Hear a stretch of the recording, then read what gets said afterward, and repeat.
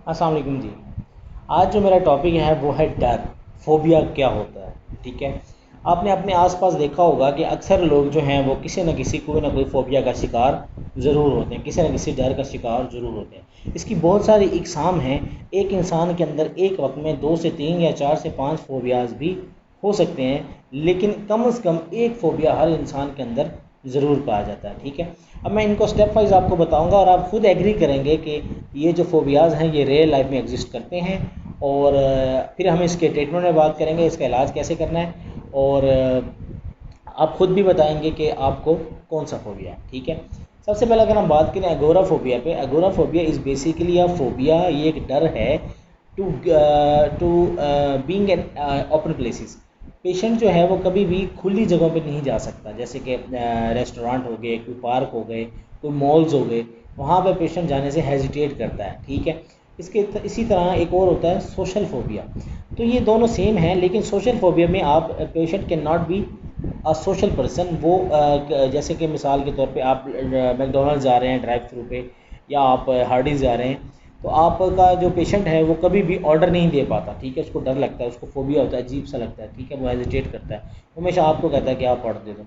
अच्छा, अगर घर में कोई कॉल आ गई है तो कॉल नहीं सुन पाता, वो बड़ों को दे देता है मोबाइल के, आप बात करो। जैसे आप देखेंगे जैज़ की फ्रेंचाइज़ पे या जोंग की फ्रेंचाइज़ पे अगर किसी ने कॉल करनी है तो फ्रेंचाइज़ पे पेशेंट जो है वो कॉल नहीं कर पाता। ठीक है। वो किसी भी उनसे जो उनका कस्टमर ऑफिसर्स होते हैं, डीलिंग ऑफिसर, उनसे बात नहीं कर पाता। वो किसी बड़े को मोबाइल पकड़ाए तभी आप बात करो। ठीक है। तो ये जो है ये एक social phobia, it is a genuine phobia, ये एक डर है। और we have to accept that ये हमारी ब्रेन का एक डिसऑर्डर है। ठीक है। और इसको हम ओवरकम कैसे करेंगे ये मैं आपको वीडियो के एंड पे बताऊंगा। तीसरा अगर हम बात करें ग्लोसोफोबिया की, तो उसमें ये होता है कि अगर कोई उरेटर है, जैसे कि कोई आता है, अगर किसी पेशेंट को हम कहें, किसी बच्चे को हम कहें भी आप स्टेज पे आके जो है कोई स्पीच करें, ठीक है, तो वो हेजिटेट करता है। वो इतनी सारी ऑडियंस देख के घबरा जाता है कि यार ये तो 1000 1500 बंदा बैठा है, मैं इनके सामने कैसे बात करूँ। तो इट इज़ अ ग्लोसोफोबिया। एक होता है एक्रोफोबिया, जिसमें एक पेशेंट हाइट पे आप देखें क्लिफ जंपर्स जो होते हैं, कितनी हाइट से जो है वो पानी में जंप करते हैं। जो जिसको एक्रोफोबिया होता है वो इतनी हाइट से जो है वो जंप नहीं कर पाता। ठीक है। तो ये एक acrophobia is a type of phobia, ये भी एक डर है। क्लास्ट्रोफोबिया, क्लास्ट्रोफोबिया में ये होता है कुछ लोग जो है वो लिफ्ट के ज़रिए ऊपर नहीं जाते, उनको डर लगता है कि लिफ्ट जो है रास्ते में बंद हो जाएगी या लिफ्ट टूट जाएगी या कोई इस तरह का मसला, वो हमेशा स्टेयर्स इस्तेमाल करते हैं। ठीक है। तो इट इज़ अ क्लास्ट्रोफोबिया भी इसकी एक टाइप है। ठीक है। कुछ लोगों को जो है वो शॉवर के नीचे खड़े होने में दिक्कत होती है। ठीक है। वो शॉवर में नहीं लेते या वो ट्यूबवेल की पाइप के नीचे नहीं आते। ठीक है। वो वहाँ खड़े नहीं होते, वो हमेशा बाल्टी के डब्बे से नहाते हैं। ठीक है। उनको ऐसे लगता है जैसे ये शॉवर अभी फट जाएगा और सारा पानी हम मेरे ऊपर आ गिरेगा। किसी आबशार के नीचे नहीं खड़े हो सकते। ठीक है। कुछ को जो है वो उड़ने से, जैसे कि कोई जहाज़ में नहीं बैठ सकता, फेयर ऑफ फ्लाइंग है, एवियोफोबिया होता है। ठीक है।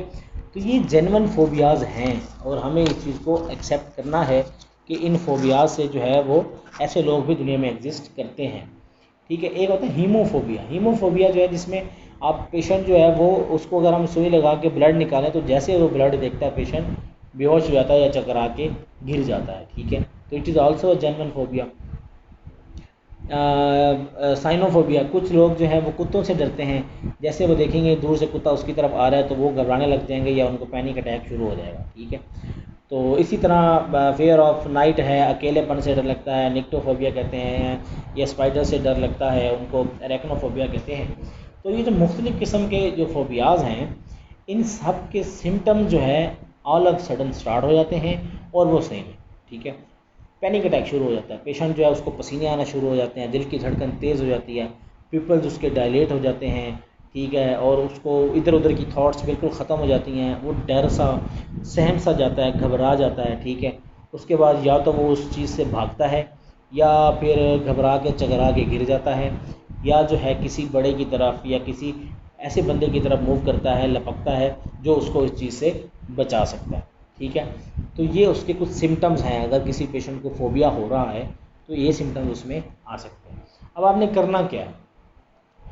The first and foremost treatment for the all kind of phobias is that कि आप ऐसे पेशेंट को उस चीज़ के ऊपर एक्सपोजर दिलाएं। ठीक है। मिसाल के तौर पे अगर मुझे डर लगता है शॉवर के नीचे खड़े होकर नहाने से, ठीक है, तो इसका हल ये नहीं है कि मैं शॉवर छोड़ के जनाब वो बाल्टी और डब्बा इस्तेमाल करना शुरू कर दूँ।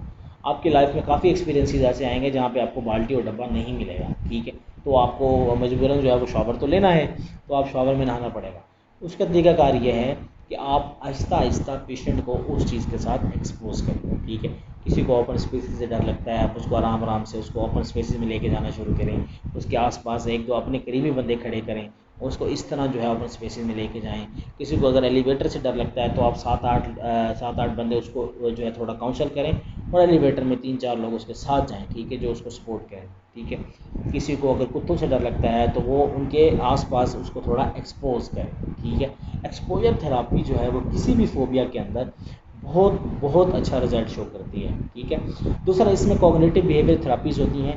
हम उसके बिहेवियर को स्टडी करते हैं, उसको काउंसल करते हैं, उसकी साइकोलॉजिस्ट से साइकोथेरापियाँ कराते हैं, ताकि पेशेंट जो है वो अपने आप को इस चीज़ से ओवरकम कर ले और ये समझ ले कि ये कुछ नहीं है, मैं ये काम आसानी से कर सकता हूँ, ठीक है। अगर आप इसके मेडिकल ट्रीटमेंट की बात करें तो हम इसमें एंटी डिप्रेशंस, एंटी एंग्जाइटी, इस तरह की मेडिसिन हमारे पास मौजूद हैं जो हम इसको देते हैं। लेकिन फिर मैं वही बात करूँगा कि psychotherapy is the first and foremost treatment of each and every disease, ठीक है। हर डिजीज़ का साइकोथेरापी सबसे अच्छा ट्रीटमेंट है। तो अगर आपको किसी भी किस्म का कोई भी फोबिया है तो आप खुदा के लिए सबसे पहले साइकोथेरापी को कंसीडर करें, उसके बाद आप किसी भी मेडिकेशन की तरफ जाएं। मैं उम्मीद करता हूं आपको फ़ोबिया के बारे में समझ आ गया होगा। आप मुझे कमेंट सेक्शन में ज़रूर बताएं कि आपको किस किस्म का फ़ोबिया है और आपने अगर इसको ओवरकम कर लिया तो कैसे किया है। मे बी मेरे लिए भी हेल्पफुल हो और जो नीचे सुनने वाले और देखने वाले व्यूअर्स हैं उनके लिए भी हेल्पफुल हो। Thank you so much.